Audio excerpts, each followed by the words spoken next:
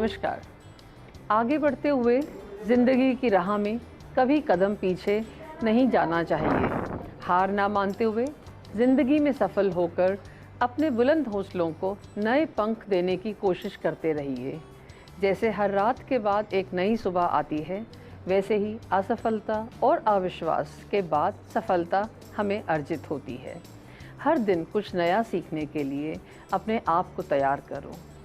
दूसरों की नकारात्मक बातों को ना सुनकर अपने आप पर विश्वास रखो। मायूस होकर के हमें अपने कदम पीछे नहीं रखने हैं। ज़िंदगी के इस सफ़र में कुछ नाम अपना बनाना और रुक जाना नहीं और आगे बढ़ते रहना है। ज़िंदगी की इस राह में कभी भी कदम पीछे मत ले जाइए। हिम्मत रखिए और जीत का जज्बा रखिए। इसी जज्बे को दर्शाते हुए आज हमारे साथ हमारी चर्चा में हैं दो यंग एंड डायनामिक एंटरप्रेन्योर्स। हमारे साथ हैं झलक एग्जीबिशंस के founder, director and proprietor Nihar Gupta ji, और हमारे साथ हैं Aastha Samaria Gupta, founder of Splendid Soiree. She is an event stylist. इन दोनों यंग एंटरप्रेन्योर से आज डिस्कशन करेंगे दिल्ली पब्लिक स्कूल के students Krishna Saraf and Akshita Saxena. Ma'am, would you like to tell our audience that what is Splendid Soiree? Splendid Soiree is an event management company. Event management जिसको हम समझते हैं कि शादी से रिलेटेड जितने भी इवेंट्स होते हैं वो होता है, but Splendid Soiree is much more than just wedding related events. Our business start from the way from a baby shower and goes up to baby welcome, birth announcement and your first birthdays, your anniversaries, milestone events and everything. Sir आप Vodafone में थे, then आपने झलक exhibitions कैसे start किया? So I am an MBA by profession. I have done my education from outside. I was working for Vodafone. मैं Vodafone के अंदर सेल्स एंड मार्केटिंग देख रहा था। मैंने 3 साल वोडाफोन में काम किया and one fine day I realise कि जब मैं एक किसी कंपनी के लिए एक एसेट की तरह काम कर सकता हूँ, when they can hire me and they can be happy keeping me in the company, then मैं अपना खुद का काम क्यों नहीं कर सकता स्टार्ट। एंड किसी ने सही कहा है कि जितना आप नहीं जानते अपने आप को, उससे ज़्यादा आपके माँ बाप आपको जानते हैं। तो my mother told me that I think you should do something more innovative and interesting, and that is when Jhalak came into the picture. I started off the Jhalak exhibitions 10 years back, 2012, and this year we'll be celebrating our 10th anniversary for Jhalak. So this is how Jhalak was born. Sir, आप दोनों के businesses ही बहुत unconventional है, सो ऐसे क्या challenges थे जो आपने फेस करे and how did you overcome them? So her new business start करने के अंदर आपको इनिशियली बहुत सारे चैलेंजेस फेस करने पड़ते हैं, बट मेरे बिजनेस के अंदर very at the early stage I realise की challenges is not regarding my own effort and my work. It is more with the outside world. For example, मैंने जब हैदराबाद स्टार्ट करने की कोशिश की थी एग्जीबिशन, तब वहाँ का जो लीडिंग कॉम्पिटिटर्स थे उन्होंने एक मैल प्रैक्टिस अडॉप्ट की, जिसके कारण मेरे शो के अंदर पहली और आखिरी बार अभी तक पुलिस आ गई थी, एक इशू हो गया था. सो आई रियलाइज कि ये एक चैलेंज है जो कंपटीशन आपको नए सिटी के अंदर नहीं एंटर करने देगा.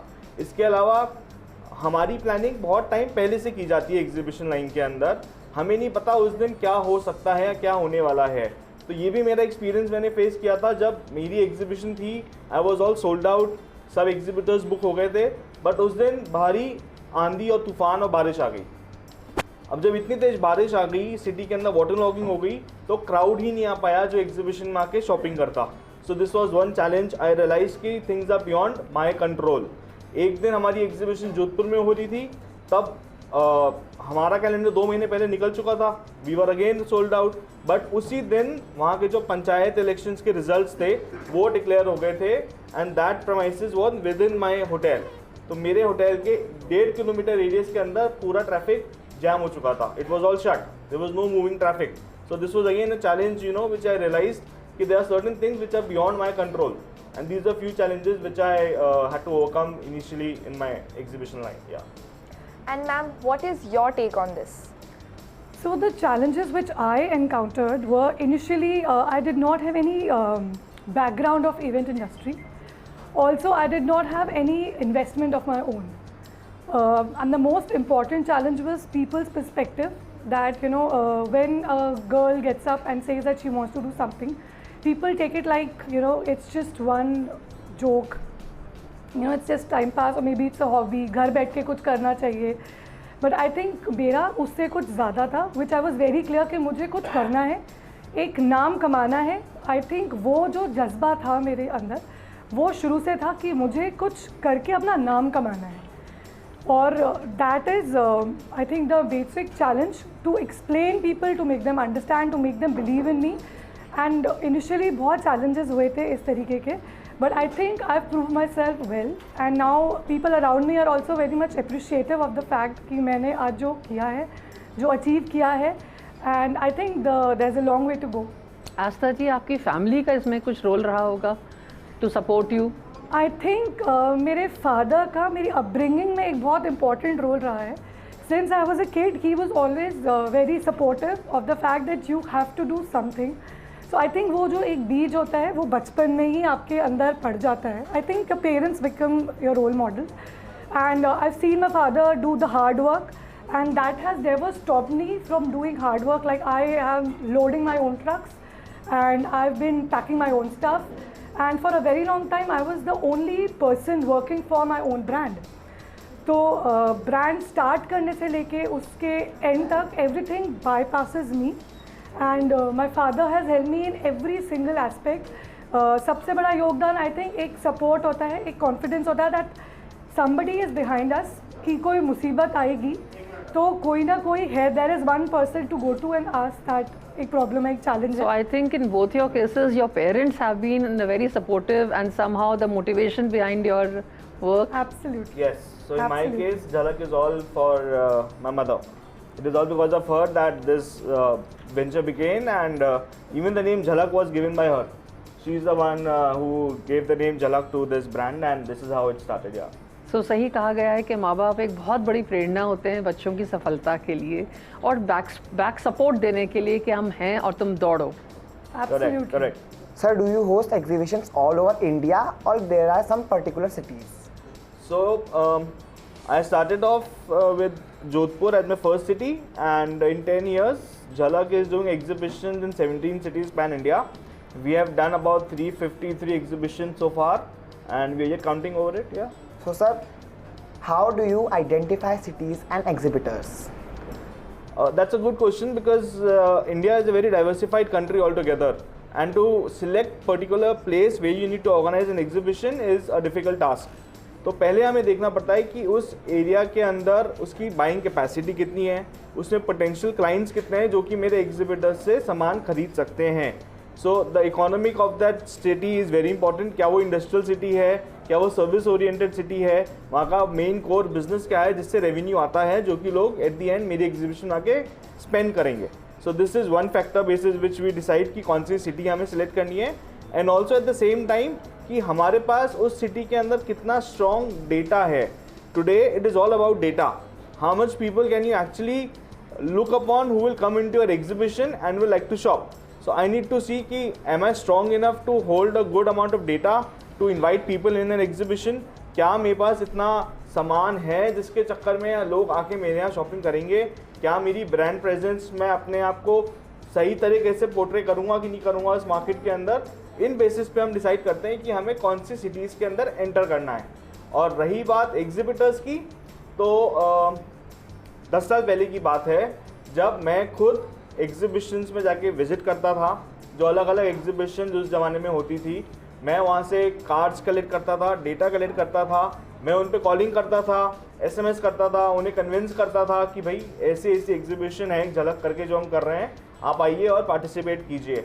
उस समय सोशल मीडिया का इतना रेलेवेंस नहीं था, ना व्हाट्सएप था, ना इंस्टाग्राम था, जो आज हमें एक एडवांटेज है obviously. So this is how I started looking for exhibitors.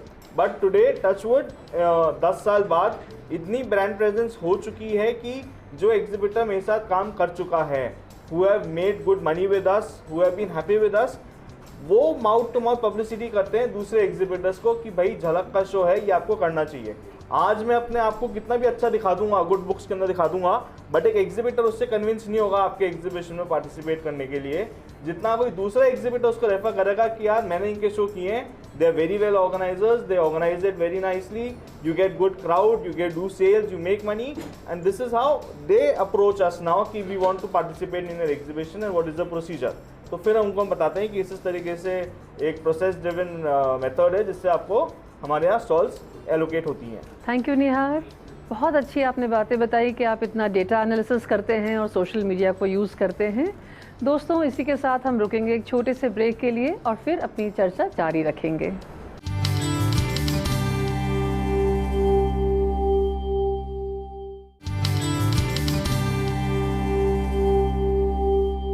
Break के बाद आप सभी का स्वागत है और हम जानेंगे हमारे दो एंटरप्रेन्योर से सफलता के गुर और जानेंगे उनके चैलेंजेस और उनकी सक्सेस के बारे में। Ma'am, what makes splendid सॉरे different from others? वो क्या ऐसा यूनिक वे है जिसमें आप इवेंट प्लान करती हैं? प्लीज़ हमारे दर्शकों को बताइए। So planning an event start from the very first meeting with the client. उनसे मिलके सबसे पहले हमें उनका फैमिली बैकग्राउंड, उनकी एक्सपेक्टेशंस फ्रॉम द इवेंट, उनकी गेस्ट लिस्ट और किस तरीके का उनका एक एक्सपीरियंस रहा है पहले, क्या उनकी आगे की एक्सपेक्टेशंस है वो जानना पड़ता है। उसके बाद उनका क्या इवेंट है, what kind of event is it like a wedding और इज़ इट एन एनिवर्सरी और is it like a baby shower, and once we get to know about that, फिर हम अपने फीडबैक्स उनके इनपुट्स लेने के बाद में we start giving our feedbacks with them. Then planning is one thing which is utmost important for Splendid Soare. We do our in-depth planning. Planning is not just for the day of the event, but for every single aspect of the event, which goes from vendor selection and having, making sure that there are times when unexpectedly कुछ ऐसी घटना घट जाती है। Event industry के बारे में सब जानते हैं कि आज जैसा कि अभी निहार जी ने बताया कि हम कुछ ऐसा टाइम होता है जब अचानक से बारिश आ जाती है या तूफ़ान आ जाता है, ये चीज़ें अनअवॉइडेबल है, बट हम प्लानिंग करके बाय मेकिंग श्योर कि हम लोग के पास में एक प्लान बी हो, एक बिकॉज इवेंट शाम को है, उससे पहले क्या हुआ ये किसी को नहीं पता, बट इवेंट स्टार्ट होने से पहले everything should be perfect. That is the main goal that we work on. और उसकी प्लानिंग के अंदर we need to have various kind of vendors. हर टाइप के वेंडर्स के अंदर भी कैटेगरीज होती है जिस तरीके के वेंडर्स पे हम डिपेंड करते हैं, और हम लोग की प्लानिंग कितनी फूल प्रूफ है वो भी बहुत इम्पोर्टेंट योगदान देता है। सर, आपके बिजनेस के high points and low points क्या रहे हैं? वैसे देखा जाए तो हाई पॉइंट्स तो अभी बहुत सारे आने बाकी हैं इस बिजनेस के अंदर, but still to answer you on this question, मेरा पहला हाई पॉइंट था जब मेरा जयपुर का फर्स्ट शो था इन होटल मैरियट 10 years बैक, and I was very surprised and happy that my first show I had 75 stalls. I was all sold out. मेरे पास कोई stall available नहीं थी. So that feeling of being sold out in this line is a very good kick which you get. मतलब वो जो kick मिलती है ना आपको कि यार मैं सोल्ड आउट हूँ, मेरे को लोगों को मना करना पड़ रहा है कि भाई मेरे पास बात जगह नहीं है, नेक्स्ट टाइम हम साथ में काम करेंगे। और ये तो एक पार्ट हो गया। दूसरा पार्ट कि एग्जीबिशन में क्राउड भी खूब आया, अच्छी कैटेगरी, अच्छे जेंट्री थी, खूब सारी बाइंग हुई, and when exhibitors go back happy home, when they thank you कि Nihar thank you for such a good show, we made money, it was a good decision that we came on board with us, that moment, that proud moment, when you get, when an exhibitor appreciates your work, is that high point which I feel I have witnessed in my life. Talking about the low points, so I think वैसे तो सभी के साथ हुआ होगा ऐसा, लेकिन if I talk about my business, तो Covid was the biggest low point which I had to face, क्योंकि कोविड के अंदर क्या था, हर सिटी की गाइडलाइंस अलग थी। गाइडलाइंस के अंदर सबसे पहले जो काम को लिमिटेशन दिया गया था वो हमारा इवेंट है एग्जीबिशन का काम था। सबसे लास्ट में किसी को छूट दी गई थी तो वो हमारा इवेंट एंड एग्जीबिशन का काम था। अब इस दौरान जो भी मेरे वेंडर्स थे या मेरा खुद का जो बिजनेस था, we were all on standstill, we had nothing to work, we had nothing to sell. So that was one low point for us. Then 50 जनों की गैदरिंग, 100 जनों की गैदरिंग, 200 जनों की गैदरिंग. हमारी एग्जीबिशन लाइन के अंदर गैदरिंग्स पे काम नहीं कर सकते हैं. इट्स एन ओपन मार्केट, तो हमारे को फ्री हैंड देना पड़ता है एग्जीबिशंस के अंदर. तो वो एक बहुत बड़ा लिमिटेशन था कोविड के अंदर जो मुझे गो थ्रू करना पड़ा. निहाल एंड आस्था, आप दोनों से पूछना चाहूँगी कि कुछ सालों पहले एग्जिबिशंस और इवेंट्स के डेफिनेशंस कुछ और हुआ करती थी.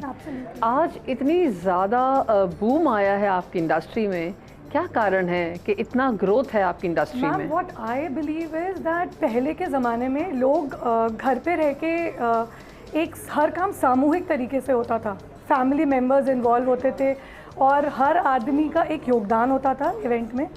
बट कुछ समय बाद लोगों को ये रियलाइज़ होने लगा कि इतना काम करने के बाद में वो उस इवेंट को इन्जॉय नहीं कर पाते हैं.